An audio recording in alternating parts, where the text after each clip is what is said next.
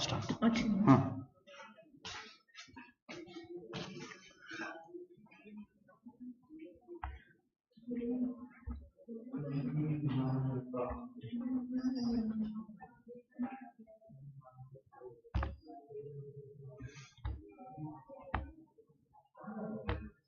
Good morning, students. Today I'll be talking about rupture uterus. Uterus rupture. It is one of the most dangerous complications during labor. A spontaneous or traumatic rupture of uterus with extrusion of fetus or fetal parts into the peritoneal cavity is called uterine rupture. By definition, it is associated with clinically significant uterine bleeding, fetal distress, protrusion or expulsion of the fetus and or the placenta into the abdominal cavity. There is a need for prompt cesarean delivery and there has to be a uterine repair or hysterectomy following the rupture. As you can see in the picture, this is showing the membranes herniated into the peritoneal cavity due to the rupture in the uterine wall. So, the actual definition of rupture of uterus is disruption in the continuity of all the uterine layers, including endometrium, myometrium, and serosa, any time beyond 28 weeks of pregnancy. Perforation and rupture of rudimentary pregnant horn will occur. Incidence 1 in 2000 to 1 in 200 deliveries. Scar rupture following increased incidence of cesarean section over the years is occurring. So, etiology of spontaneous rupture of uterus. It is again classified into during pregnancy and during labor. So, the causes during pregnancy are previous damage to the uterine wall, dilatation curettage, or manual removal of placenta. If the patient is grand multipara, congenital malformation of uterus or copular uterus seen in abruption placenta. And generally, the spontaneous ruptures are complete, which involve upper segment and they occur during later months of pregnancy. During labor, the spontaneous rupture occur during obstructive labor. Non-obstructive rupture is during when grand multipara is in early labor, and this generally involves the fundal area. As we talked, it is a complete rupture. Scar rupture. This is different from spontaneous rupture. During pregnancy, scar rupture occurs in classical cesarean section 5 to 10 times higher than that of lower segment cesarean section. Weak scar after previous operation on the uterus. History of cesarean section and vaginal birth after cesarean section, myomectomy, excision of uterine septum, previous perforation of the uterus due to dilatation, curettage, or hysteroscopy, or during forceps delivery. This is the picture showing previous incision site for cesarean delivery showing tearing along the previous scar. And the second is the late presentation where the entire thickness of the uterus anterior wall is completely torn. Blood is flowing into the abdomen. So during labor, scar rupture, when does it occur? During hyperstimulation, oxytocin with syntocin induction or augmentation of labor. During obstructed labor, which occurs due to macrosomia or fetocephalopelvic disproportion. During intrauterine manipulation, such as internal podalic version, manual removal of adherent placenta, forcible dilatation which causes cervical tear, and a weak scar following cesarean section or other operations. Iatrogenic or traumatic causes of uterine rupture during pregnancy include excessive use of oxytocin or prostaglandin, which cause hyperstimulation of the uterus, forcible external cephalic version, fall or blow on the abdomen.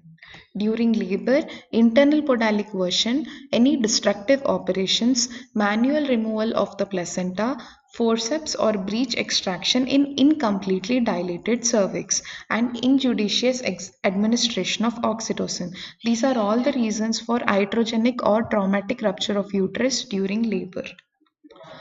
Pathogenesis. Classification of uterus rupture based on pathogenesis include spontaneous and voluntary classification. In spontaneous, histochemical etiology of uterine rupture which occurs without any function of the uterus. Example, any anatomical anomaly, any dystrophy diseases such as connective tissue disease, autoimmune disease or inflammatory disease of the uterus. Voluntary rupture results of hyperfunction of the uterus. Example, disproportion between sizes of presenting part and the maternal pelvis. Extra dose of uterotonic drugs. Classification based on layers of uterus rupture. Complete rupture includes endometrium, myometrium, and serosa, whereas in incomplete rupture, the visceral peritoneum is intact. Classification by location of rupture, lower segment rupture, and rupture of corpus or fundus of the uterus. Complete rupture. Usually it occurs in the disruption of scar in the upper segment, which involves the entire length of the scar. It may also spontaneously rupture. The fetus with or without placenta escapes out of the uterus, but the uterus remains contracted. In incomplete rupture, the lower segment scar or extension of the cervical tear occurs due to scar dehiscence. Both fetus and placenta remain inside the uterus. So this is the picture showing the complete rupture where the fetus is outside into the abdominal cavity.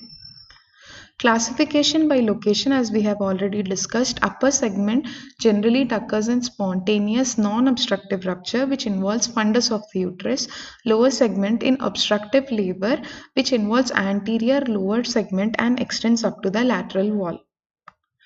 This is the picture showing in classical cesarean section 5% chances of uterine rupture which occur in the upper segment near the fundus. In lower uterine segment rupture is in LSCS which is 0.5%. How do we diagnose? During pregnancy, in case of scar rupture, the patient complains dull pain over the scar with slight vaginal bleeding. Fetal heart rate may be irregular or completely absent. The diagnosis is self-evident. In case of spontaneous rupture, usually which occurs in grand multiparous women, there is acute pain in the abdomen, faintings, and sometimes patient may collapse. Features of shock is seen. On abdominal examination, fetal parts are superficially palpated and there is absence of fetal heart sound. In iatrogenic rupture, which occurs in case of fall, blow, or external version or use of oxytocics, the features are rapid pulse, tender uterus, and confirmation is done by laparotomy. During labor, in case of scar rupture, if it is a classical scar, features are same those which occur during pregnancy. If it is an LSCS scar, the onset is insidious with no signs, hence it is called as silent rupture. Spontaneous obstructive rupture. There are two phases, premonitory phase and phase of rupture. In premonitory phase, which is usually seen in multipara, the features are pain will become severe at quick intervals at suprapubic region. Pulse rate and temperature raise. Bandle's ring is visible as in obstructed labor. Fetal heart rate may be absent. Presenting part is found obstructed in the pelvis and vagina becomes dry and edematous. This is an important finding. In phase of rupture, which is following the premonitory phase, the pain will be dull and aching, absence of uterine contraction, features of exhaustion and shock are seen, superficial fetal parts are found, absence of fetal heart rate, and varying degrees of bleeding is present. So, in short, the diagnostic triad for uterine rupture, painful third trimester bleeding with unstable vitals, loss of fetal heart sound, hot and dry vagina on vaginal examination. Ultrasonographic diagnosis is the safest and most useful imaging technique during pregnancy. What are the sonographic findings of uterine rupture? Extraperitoneal hematoma, intrauterine blood, free peritoneal blood, empty uterus because the baby and placenta are in the abdominal cavity, gestational sac above the uterus, large uterine mass with gas bubbles. So the treatment. Principles for the treatment of uterine rupture include intensive resuscitation, emergency laparotomy, broad spectrum antibiotics, and adequate post-operative care. How do we resuscitate? Correction of hypovolemia, which is due to hemorrhage, sepsis, and dehydration. Intravenous broad spectrum antibiotics, most preferred cephalosporin and metronidazole combination. Monitor to ensure adequate fluid and blood replacement. Blood volume expansion may worsen the bleeding from damaged vessel, and so laparotomy should not be delayed once the patient is resuscitated. The immediate step is emergency laparotomy. So, by laparotomy, the surgical options, hysterectomy, treatment of choice, except any other compelling reasons to preserve the uterus, either it is a total hysterectomy or a subtotal hysterectomy. Repair of the rupture, occasionally one may be forced to only repair and not do a hysterectomy, or repair with sterilization, which is not an attractive option. So, how do we prevent uterine rupture? Early diagnosis and management of cephalopelvic disproportion, malpresentation, other factors which lead to obstructed labor. Proper selection of cases for vaginal birth after cesarean section. Careful selection of cases and careful watch during oxytocin infusion either for induction or augmentation of labor, and to avoid non-judicious use of oxytocin, especially in multiparas. Avoid all uterine manipulations if the liquor has already drained away. Instrumental delivery should be performed only after all the prerequisites such as full dilatation when the station is +2, when the bladder is totally emptied, when the pelvis is adequate. All these are fulfilled, and on no account forceps should be applied prior to complete cervical dilatation. It should be made sure the cervix is fully dilated. In case of obstructed labor or threatened rupture, immediate cesarean delivery should be performed and all intrauterine manipulations should be avoided, such as internal podalic version. Hospital delivery for high-risk cases. Forced and difficult external cephalic version, especially under general anesthesia, should be avoided. Undue delay in the progress of labor in a multipara with previous uneventful delivery should be taken into seriously and should be looked into. So these are the precautions to be taken for the prevention of the uterine rupture, because it is a very morbid condition. Thank you.